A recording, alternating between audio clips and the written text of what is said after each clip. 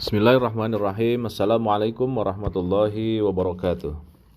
Alhamdulillah hamdan syakirin. Allahumma salli ala Muhammad wa ala ali sayyidina Muhammad. Qala ta'ala fil Qur'anil azim. A'udzu billahi minasyaitonir rajim. Bismillahirrahmanirrahim. Aqimis sholata lidzikri. Shadaqallahul azim wa balagha rasulul habibul karim wa nahnu ala dzalika minasyahidin wasyakirin. Ibu bapak sahabat-sahabat sekalian, peserta PSBB The Power of Syukur, alhamdulillah wa syukuru ala ni'amillah. Malam hari ini adalah malam ke-26. Pagi tadi ibu bapak sahabat-sahabat sekalian disampaikan pengantar materi oleh panitia tim teknis untuk membuka channel YouTube yang di dalamnya adalah materi dari buku The Power of Syukur yang saya kasih judul dengan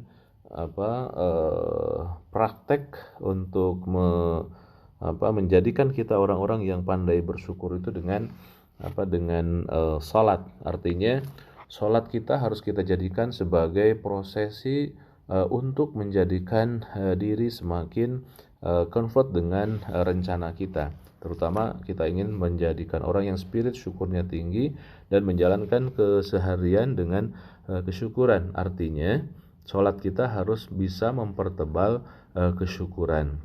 Kemudian how to-nya. Nah, penajaman pada malam hari ini how to-nya bagaimana kira-kira untuk kita bisa menjadikan sholat kita ini betul-betul berefek bagi peningkatan kesyukuran kita. Perlu saya ingatkan di materi hari ke-9 kalau nggak salah ya, di materi hari ke-9 itu ada satu materi yang kita sebut dengan penggandaan energi. Nah, penggandaan energi itu di dalamnya adalah tentang kesabaran. Dan kesabaran itu penajamannya ada 5 poin yang kita bahas dalam proses agar kita menjadi orang-orang yang bisa sabar, dan ini kita akan combine dan juga masukkan dalam materi kita pada malam hari ini. Ingat, ada ayat Allah di dalam Al-Quran yang berbunyi seperti ini, wasta'inu bis-sabri was-shalah. Wasta'inu bis-sabri was-shalah. Ada anjuran Allah Subhanahu wa taala untuk memperhatikan salat dan juga kesabaran. Nah, bisa saya gabungkan ataupun bisa saya konekkan bahwa ternyata antara kesabaran dan salat itu bisa dijadikan sebuah fasilitas. Salat dijadikan fasilitas untuk meningkatkan kesabaran. Itu pun bisa diarahkan seperti demikian. Kemudian tentang sholat itu, kesabaran itu adalah satu ataupun dua materi, dua pembahasan dalam satu arahan. Maka melanjutkan mengulang kembali tentang materi tentang kesabaran, bahwa ada 5 hal yang bisa kita lakukan di dalam sholat kita. Dan ini sama dengan meningkatkan kesabaran kita. Apa gerangan? Yang pertama adalah sholat kita jadikan untuk meningkatkan spiritualitas kita. Artinya dengan sholat kita ingin memunculkan proses taqarrub kita kepada Allah. Semakin ingat kita kepada Allah, semakin rindu kita kepada Allah, semakin yakin bahwa Allah adalah ilah kita, semakin yakin bahwa Allah adalah yang mengatur seluruh hidup kita. Dalam Al-Quran digambarkan surat Toha ayat ke-14, aqimis sholata lidzikri. Dirikanlah sholat lidzikri, untuk mengingatku, kata Allah.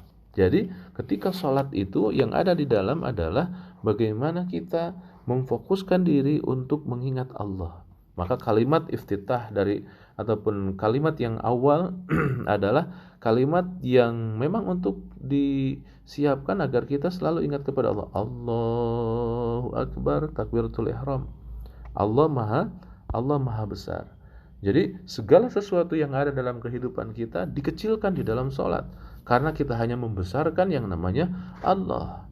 seluruh yang ada dalam kehidupan kita itu semuanya dikecilkan dalam prosesi sholat kita, dan dibesarkanlah asma Allah, dibesarkanlah kedudukan Allah. Allahu Akbar, besarkan Allah, kecilkan semuanya. Jadi tidak akan ada masalah yang besar. Kenapa? Karena setiap hari minimal 5 kali kita kecilkan semua problematika, semua masalah, semua proyek, semua cita-cita, semua itu dikecilkan semuanya. Yang besar adalah hanya Allah. Allahu Akbar. Dan kalau dilihat dalam beberapa syarah tentang takbiratul ihram ini, ada beberapa hadis yang menggambarkan bahwa disitulah ketika setan mengganggu kita. Ketika kita mengatakan Allahu Akbar, setan itu mengatakan kepada kita uzkur kada, uzkur kada, uzkur kada. Ingat ini, ingat itu, seluruhnya dimunculkan. Maka sering ada istilahnya merasakan kalau pas sholat suka ingat sesuatu yang hilang, sesuatu yang lupa. Karena memang itu dibantukan oleh setan. Uzkur kada, uzkur kada. Nah, itu semua dibangun oleh setan agar kita ingat. Sementara Allah menyarankan agar untuk sholat itu adalah untuk mengingat hanya kepada Allah semata. Maka pertaruhan sholat kita adalah awalnya dari takbiratul ihram. Allahu Akbar, kecil semua selain Allah. Allah lah yang hanya satu-satunya zat yang besar. Kemudian pembukaannya wajjahtu wajhiya lilladzi fataras samawati wal ardh.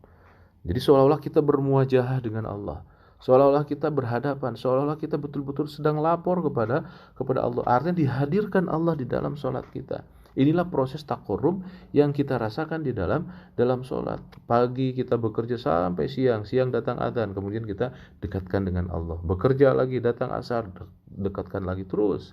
Jadi sholat merupakan pengingat agar kita semakin dekat dengan Allah Subhanahu wa ta'ala. Maka dengan sholat kita berusaha untuk meningkatkan spiritualitas kita.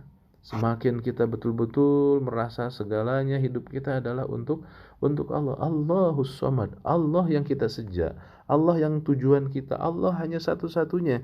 Menjadi dream dalam seluruh pergerakan hidup kita, menjadi setting goal dari seluruh pekerjaan kita adalah hanya Allah. Kemudian disebut dengan lillah, dan itulah inti dari keikhlasan. Maka sholat itu akan memunculkan ketauhidan dan juga keikhlasan. Hanya satu Allah. Berusaha untuk meningkatkan spiritualitas yang pertama. Kemudian yang ada di dalam sholat, dalam pergerakan sholat yang kedua adalah pergerakan yang positif.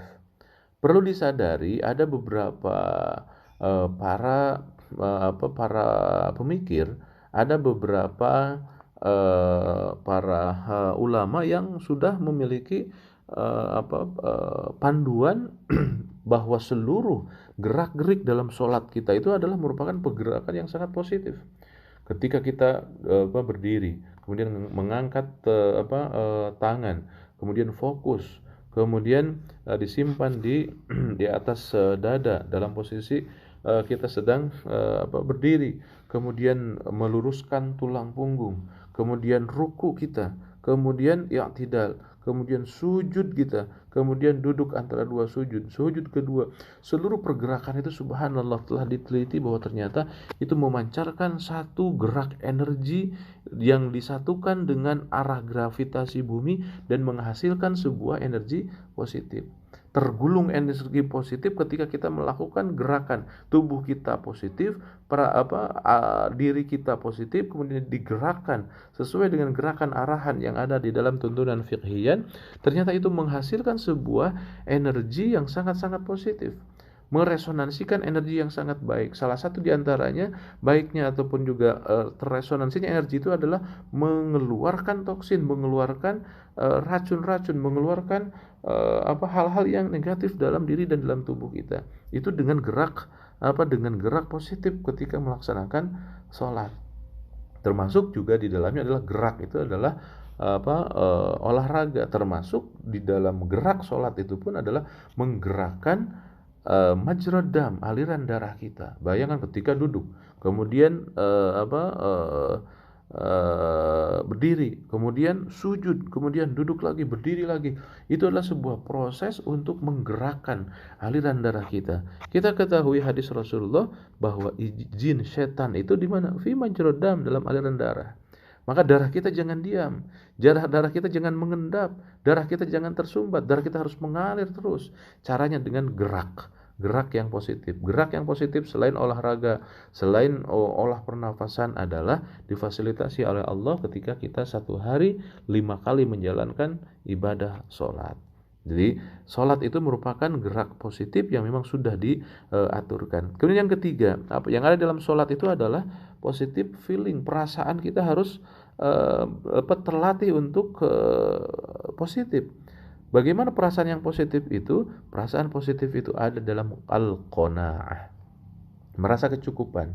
Ketika kita sholat, betul-betul dilatih kita untuk merasakan kedamaian, ketenangan, kenyamanan. Karena kita qanaah, merasa cukup diri dengan apapun yang ada dalam kehidupan kita. Jadi sholat kita adalah juga berusaha untuk meningkatkan qanaah, perasaan kecukupan, perasaan ketenangan, perasaan kenyamanan, dan di situ luruh kesyukuran akan muncul. Jadi sholat adalah merupakan cara untuk meningkatkan positive feeling. Itu yang ketiga. Pertama tadi meningkatkan spiritualitas, yang kedua meningkatkan gerak positif.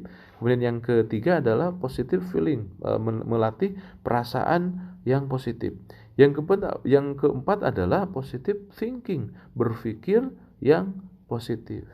Husnuzon kepada Allah dan husnuzon juga kepada seluruh manusia-manusia yang hidup bersama dengan kita. Di antara husnuzon kepada Allah adalah yakin bahwa seluruh doa kita dikabulkan oleh Allah Subhanahu wa taala. Perlu diketahui di antara sholat itu, makna dari sholat ad-du'a. Sholat itu secara linguistik, secara letterlek, secara bahasa, doa adalah juga doa. Jadi ketika kita sholat itu kita harus husnudzon kepada Allah, bahwa seluruh yang kita lakukan dalam sholat kita dikabulkan oleh Allah Subhanahu wa ta'ala. Maka muncullah positive thinking, muncullah husnudzon dari pelaksanaan sholat kita. Nah, di samping setelah sholat kita pun harus husnudzon kepada orang, tidak terpancing untuk masuk ke dalam perangkap setan yang selalu ingin menjadikan kita suudzon. Apapun yang terjadi, selalu kita ditarik untuk suudzon, untuk menjadi perasaan yang negatif. Kebalikannya, harus sholat kita menjadi husnudzon ataupun positive thinking. Kemudian yang terakhir, yang ketiga dalam sholat itu adalah adanya yang namanya relaksasi. Relaksasi itu seperti kalau dalam di ilmu Cina itu yang disebut dengan Shaolin ya, ataupun agama-agama lain juga ada itu untuk proses meditasi. Kalau bahasa hadisnya adalah dengan at-tahannus. Rasulullah Shallallahu Alaihi Wasallam ketika mau mendapatkan inspirasi dan titah Islam secara keseluruhan diawali dengan at-tahannus. Maka tahannus itu adalah sebuah proses yang sangat-sangat tinggi, sangat-sangat mendapatkan konsentrasi tinggi di dalam Islam. Jadi harus kita pun berusaha untuk melakukan yang namanya at-tahannus. Nah, salah satunya dengan proses relaksasi. Nah, sholat itu bisa dijadikan sebagai sarana untuk bermeditasi. Rasulullah kan mengatakan kalau mau sholat, arikhni ya Bilal, ya Bilal. Seolah-olah aku kalau masuk dalam sholat itu kondisinya tenang, semakin nyaman, seolah-olah beristirahat. Kata Rasulullah, aku mendapatkan qurrata a'yun, keindahan perasaan, keindahan kenyamanan itu di mana? Fis sholati, dalam sholatku, kata Rasulullah. Jadi sholat itu betul-betul dijadikan sebagai processing untuk membahagiakan, menenangkan, menyamankan, merilekskan, dan menikmatkan kehidupan kita. Maka sholat itu adalah proses untuk menikmatkan hidup. Inilah 5 hal yang penajaman materi yang merupakan pengulangan sebenarnya dari materi hari ke-9 tentang bicara kesabaran. Jadi sama, sabar dengan sholat itu metodenya 5 hal ataupun juga caranya 5 hal. Pertama adalah bagaimana meningkatkan spiritualitas kita dengan sholat. Yang kedua, meningkatkan gerak positif kita dalam sholat. Yang ketiga, meningkatkan positive feeling kita dalam sholat. Yang keempat, meningkatkan positive thinking kita dalam sholat. Yang kelima adalah meningkatkan relaksasi di dalam sholat kita. Mudah-mudahan semakin yakin, semakin nikmat, semakin merasakan keindahan dalam seluruh sholat-sholat kita. Sholat semakin semangat, semakin terobsesi untuk mengikuti tata cara dalam hukum fikihnya karena ada aturan-aturannya. Yang paling utama, semakin rindu kita untuk selalu merasakan sholat dan dalam pemaknaan seperti yang digambarkan 5 hal dalam sholat tadi. Demikian yang bisa disampaikan. Mohon maaf dan terima kasih. Saya Zainur Rafiq. Wal afu minkum. Assalamualaikum warahmatullahi wabarakatuh.